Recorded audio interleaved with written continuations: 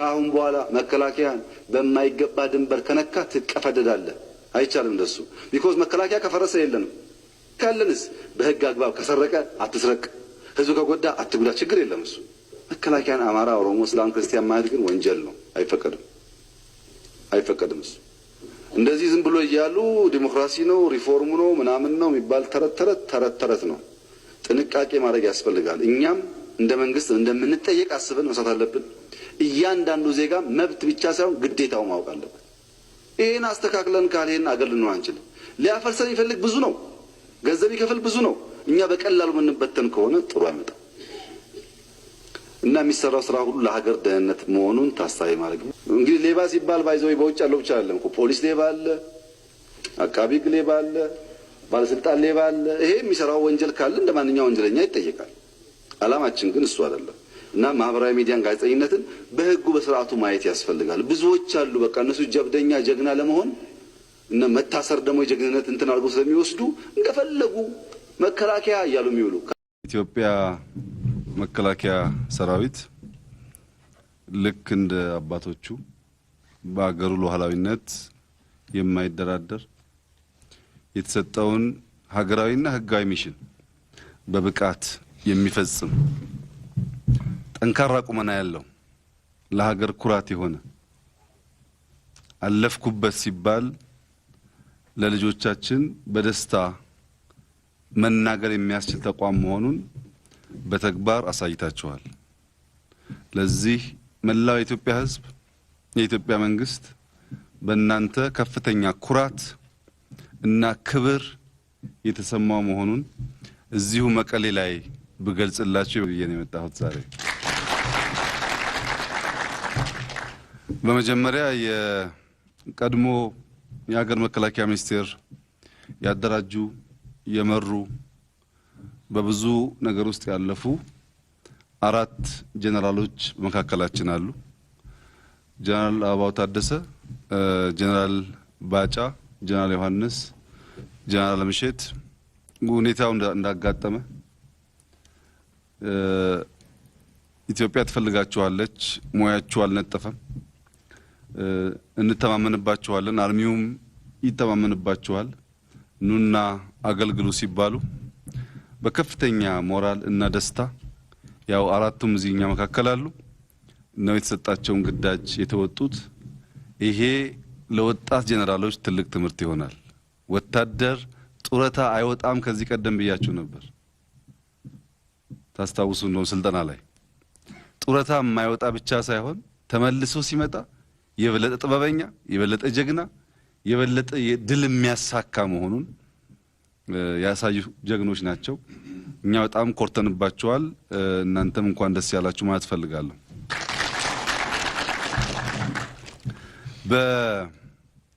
በሴንትራል ኮማንድ በሲቹዌሽን ሩም በአፍሪካ ዘመናዊ የሚባል ሲቹዌሽን ሩም ገንብተን ውጊያውን ላይፍ በአይናችን እያየን ነው የመራ ነው።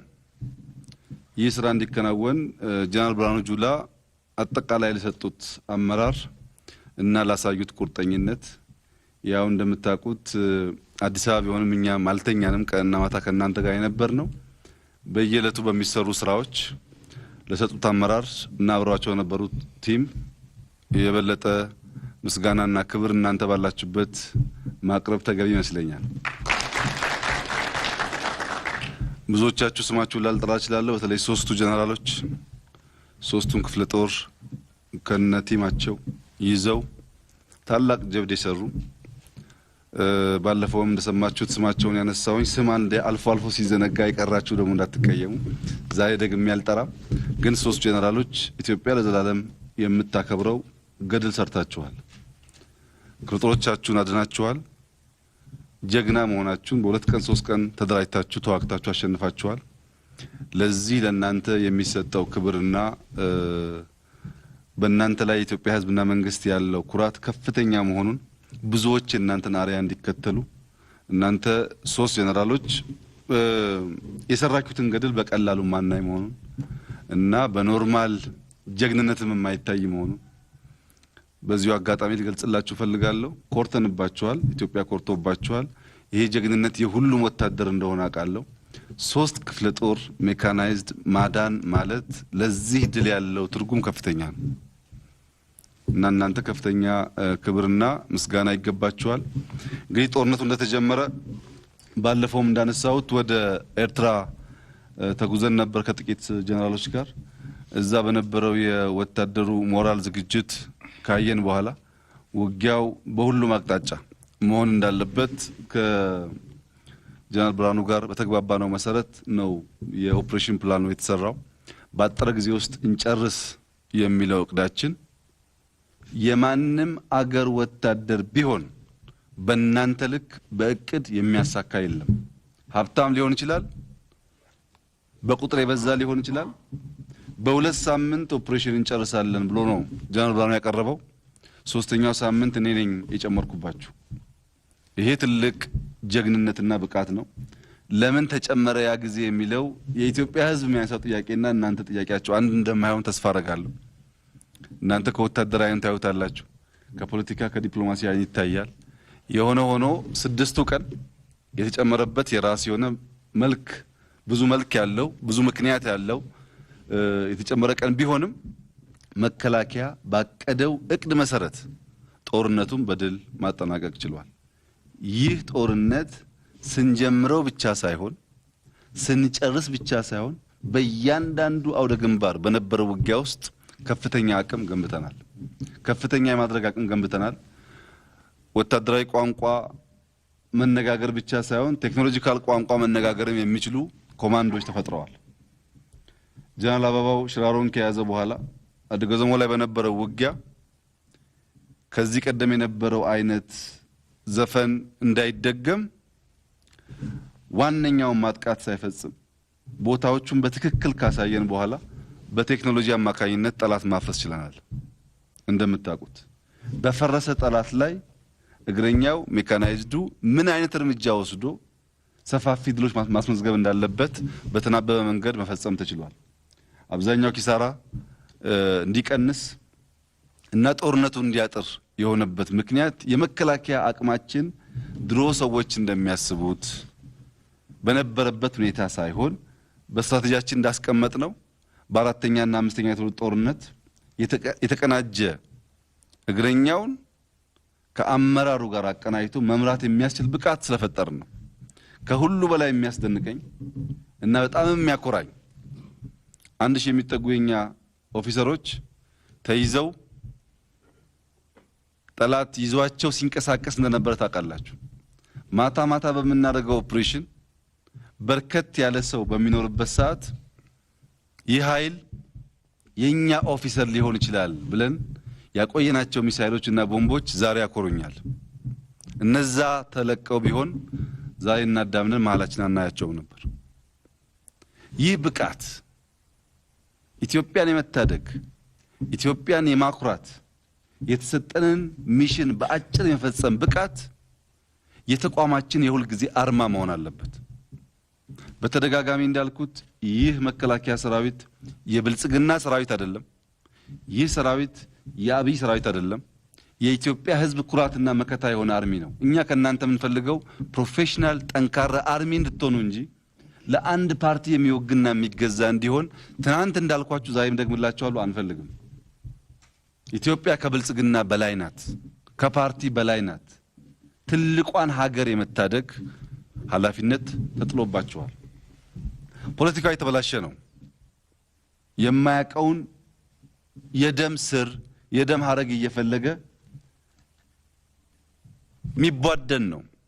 እናንተ ግን ጀግኖች ብቻ ሳትሆኑ ንጹህ ኢትዮጵያውያን ናችሁ። በእያንዳንዱ ጦር ግንባር ኦሮሞ አማራን ለማዳን፣ አማራ ወላይታውን ለማዳን፣ ወላይታው ሲዳማውን ለማዳን፣ ሶማሌውን ለማዳን ያሳያችሁት ጀግንነት እንኳን ልትመሩ ለመላው ፖለቲከኛና ኢትዮጵያውያን አርያም የሚሆን ስራ ሰርታችኋል። ይሄ መቀጠል አለበት። ይሄ ሁል ጊዜ ከናንተ መወሰድ የለበትም። አንድ ሆናችሁ አገር አንድ የምታደርጉ መሆን አለባችሁ። በእርግጥ ጀግንነታችሁ በውጊያ ብቻ አይደለም። በውጊያ ካሳያችሁ ጀግንነት በላይ አሁን የሚያኮራኝ መብራት እንዲመለስ፣ መንገድ እንዲጠገን፣ ቴሌኮም እንዲገባ በትግራይ ያለው ህዝባችን በወያኔ ስርዓት የደረሰበት መከራ የደረሰበት ስቃይ በአጭር ጊዜ ውስጥ እንዲቆምና ወደ ልማት ወደ ሰላም እንዲገባ እያረጋችሁ ያላችሁ ጥረት በእጅጉ የሚያኮራ ነው። ሁላችሁም እንደምታውቁት ጦርነቱን ስንጀምር በጣም ብዙ ሰዎች ባጠረ ጊዜ ውስጥ ብቻ ሳይሆን ማሸነፍ ይከብዳል የሚል ግምገማና ግምት ይናገሩ ነበር። ይሄ የሆነበት ምክንያት እኛን የሚዋጉን ሰዎች ዘመናዊ ጦርነት አያውቁም፣ የጦርነት ሳይንስ አያውቁም። የሚያውቁት የሽምቅ ውጊያ ነው። እሱ የሽፍቶች ውጊያ ነው። እሱ በተኳሽ ቁጥርና በሰው ኃይል ቁጥር ብዛት ማሸነፍን የምናረጋግጥበት ውጊያ ነው። ሁላችሁ የተሳተፋችሁበት እኔም በደንብ የማውቀው የኢትዮጵያ ኤርትራ ጦርነት ስንት ሺህ ወጣት እንዳስከፈለን ስንት ጊዜ እንደወሰደና ይሄን ያሁኑን ደግሞ ኦፕሬሽን በምን ያክል ባነሰ የሰው ኃይል መስዋዕትነት ለድል እንደበቃን ታውቃላችሁ።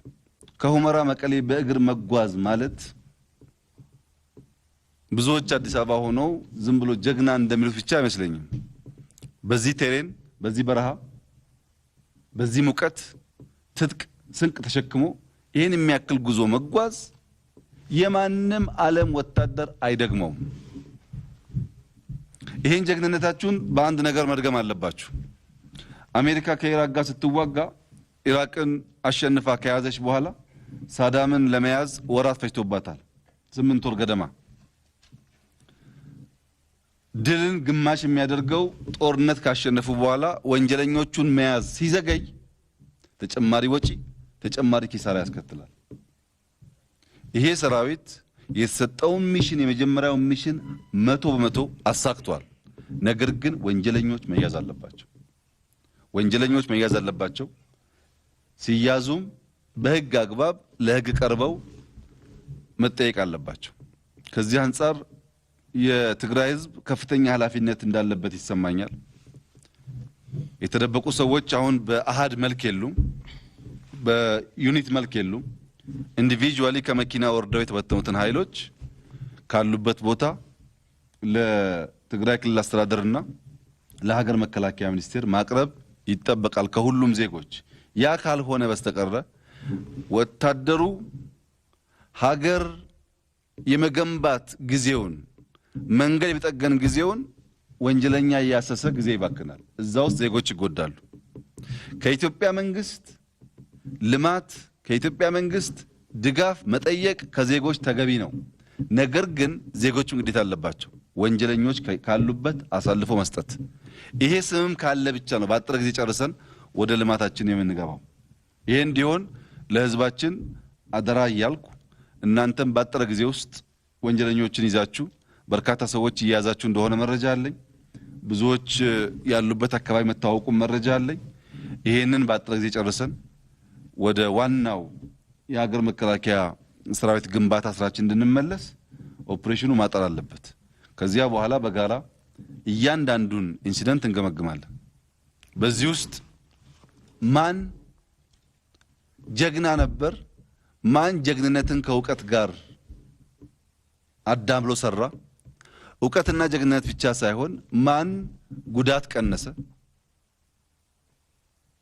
እንዴት ሊያሳካው ቻለ የሚለውን እንማማርበታለን፣ እንወያያለን፣ እንገመግማለን።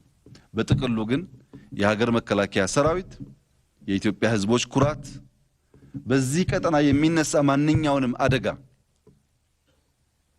በሚፈለግበት ጊዜ ለመመከት የሚያስችል ብቃት ያለው ጦር መሆኑን በድጋሚ ያረጋግጧል። የጁንታው ኃይል ከ80 ሺህ በላይ ይገመታል በቁጥር። የጁንታው ኃይል አዳዲስ ትጥቆች ታጥቋል። ከፍተኛ የተተኳሽ ዲፖዎች ነበሩት።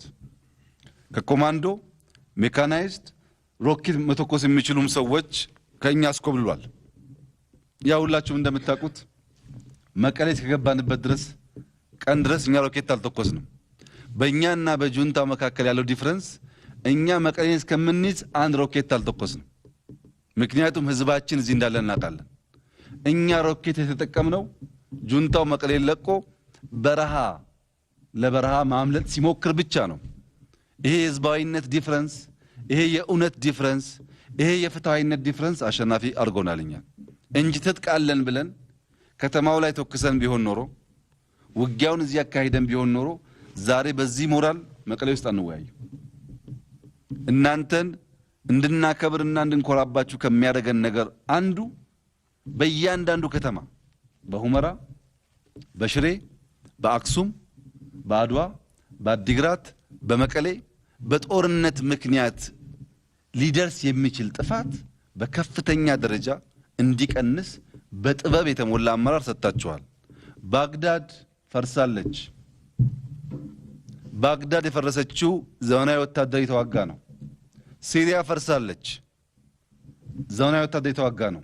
እናንተ ግን ህዝባዊ ስለሆናችሁ አንድም ከተማ ላይ ጥፋት ሳይደርስ ዳሜጅ ሳይደርስ ሁሉም ባለበት ሆኖ ማሸነፍ መቻላችሁ የወታደራዊ ጥበብ ብቃት ብቻ ሳይሆን ህዝባዊነት ያለው ሰራዊት መሆኑም ያሳያል። አንድነታችሁ ይጠበቅ። የኢትዮጵያ ህዝብና መንግስት የሀገር መከላከያን ከነበረበት ሁለንተናዊ አቅም በላይ ለማጠናከር አስፈላጊውን ስራ ይሰራል። ነገር ግን ኢትዮጵያን የመታደጉ ጉዳይ በአንድ ጊዜ ድል፣ በአንድ ጊዜ የጦር አሸናፊነት የሚጠናቀቅ አይደለም። ሁል ጊዜ ወትሮ ዝግጁ የሆነ ወታደር ትጥቁን የዩኒት ስፕሪት ያለው የአመራር ጽገጉን የሚያቅ የሚከባበር የሚዋደድ መሆኑን ማረጋገጥ ያስፈልጋል። አደራ አላችሁ የምፈልገው በብዙ ሀገር የጦርነት ታሪክ ውስጥ የኛን ጨምሮ ያለው ውድቀት ከድል በኋላ የሚመጣ መከፋፈል ነው። በኢትዮጵያ ታሪክ ውስጥ መይሶንና ደርግ ወደ ሶማሌ ሲሄዱ አንድ ነበሩ። በኢትዮጵያ ጉዳይ ላይ ብሎ አብረው ዘመቱ። አሸንፈው ሲመለሱ ግን አብረው መቀጠል አልቻሉም። የጁንታው ኃይል ታውቃላችሁ፣ ወደ ኤርትራ ለውጊያ ሲሄድ አንድ ነበር። ከኤርትራ ጦርነት በኋላ አዲስ አበባ ሲመለስ ግን አብረው መቀጠል አልቻለም። አንጃ ተፈጠረ። መማር አለብን። በጦርነት ያገኘነው አንድነትና ወንድማማች ስሜት መቀጠል አለበት። በዚህ ጦርነት ለብቻው ከበደ ጀግና ተሰማ ፈሪ የሚባል የለም። ሁላችንም በጀግነት ተዋግተናል። ሁላችንም በተሰጠን ሚሽን ማድረግ የሚገባን አድርገናል። አየር ኃይላችን የሰራውን ስራ ታውቃላችሁ። ስፔሻል ፎርስ የሰራውን ስራ ታውቃላችሁ። ሎጂስቲክስ የሰራውን ስራ ታውቃላችሁ። እዚህ የነበሩ ዲፖዎች ተይዘው ጠላት እኮ ይል የነበረው ከሁለት ቀን በኋላ ጥይት የላቸውም ነው። ጥይት እዚህ እንዳለ ስለሚያውቅ ጥይት የላቸውም ይል ነበር።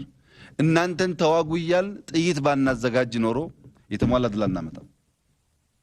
ሎጂስቲክስ እንደምታውቁት አቅም በፈቀደ መጠን የተሟላ እንዲሆን የተናበበ እንዲሆን ተሰርቷል።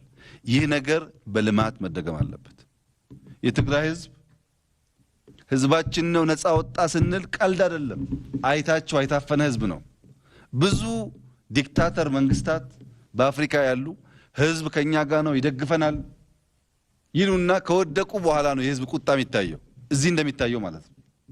አንዳንድ አባላት ቤተ ዘመድ አሁን ላይ ገባቸው ይችላል። ለትግራይ ህዝብ አሁን የተፈጠረው አድሚኒስትሬሽን ባጠረ ጊዜ ውስጥ የትግራይ ህዝብ የራሱን ልጆች በፈቀደው መንገድ መርጦ ዲሞክራሲያዊ መንግስት ሲቋቋም ይህ ነፃነት ከማንም በላይ የሱ መሆኑ ያውቃል። ልክ ለማሸነፍ ብዙዎች እንደተጠረጠሩን ሁሉ አሁን የምንናገረውን የልማትና ዲሞክራሲያዊ ስርዓት መገንባት ጉዳይ ሁሉም ባንዴ የሚቀበለውና የሚያምነው ጉዳይ አይደለም። ጊዜ ይጠይቃል።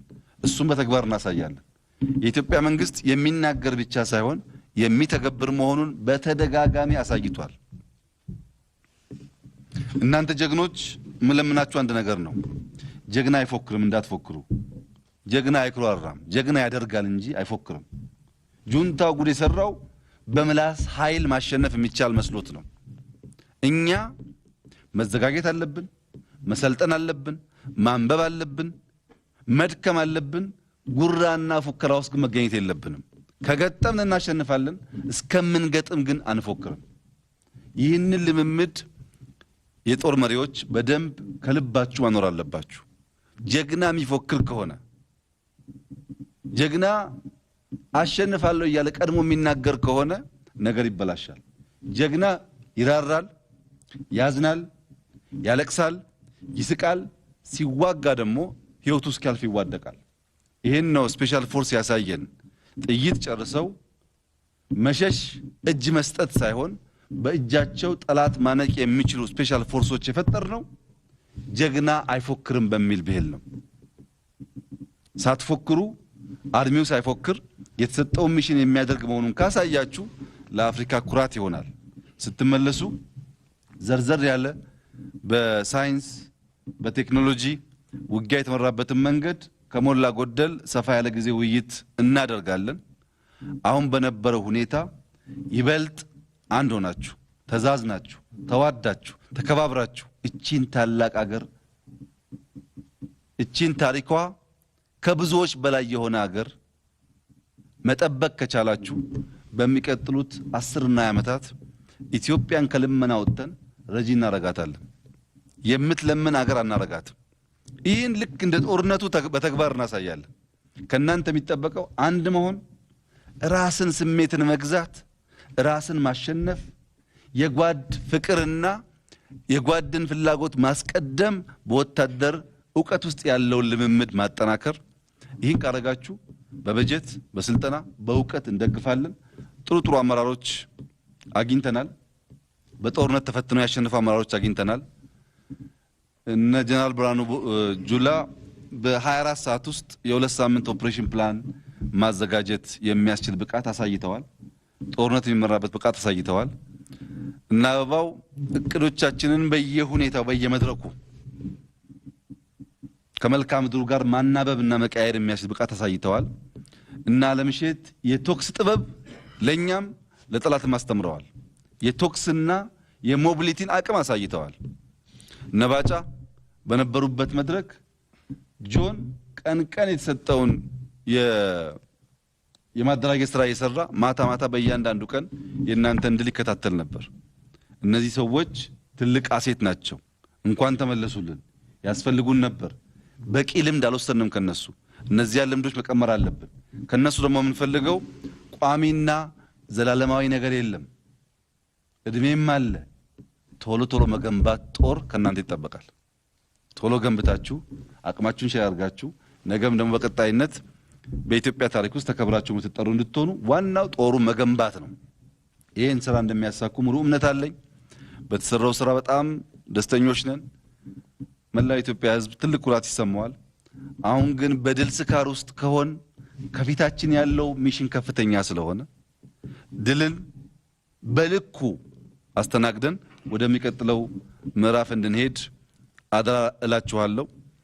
ጀነራል ጌታቸው ጉዲና ኤርትራ በነበርንበት ጊዜ ውስጥ ጦር ተመቶ አልመለስም ብሎ እንባውን ያፈሰሰበት፣ አበባው ከጦሩ ጋር ነው የሚሄደው ያለበት፣ የቆሰሉ ጀግኖች አንመለስም ቁስላችንን ያሉበት መሃላችን አሉ። ስለምታውቋቸው እነዚህ ታሪኮች የሚጻፉ በገድል ውስጥ የሚተረኩ ስናሰለጥን ሰዎች አርሚዎቻችን የምንገነባበት ይሆና ወደፊት እንደ ተራ ታሪክ ተነግሮ የሚያልቅ አይደለም እና ብዙዎቻችሁ የሚያኮራ ነገር አድርጋችኋል። ጻፉት፣ አዘጋጁት፣ በግምገማ አዳብሩት። አሁን አዲሱን የትግራይ ክልል አድሚኒስትሬሽን አግዙ። ጠንክሮ ራሱን ችሎ ፖሊስ አቋቁሞ እናንተ ወደ ዋናው ስራችሁ እንድትገቡ አድርጉ።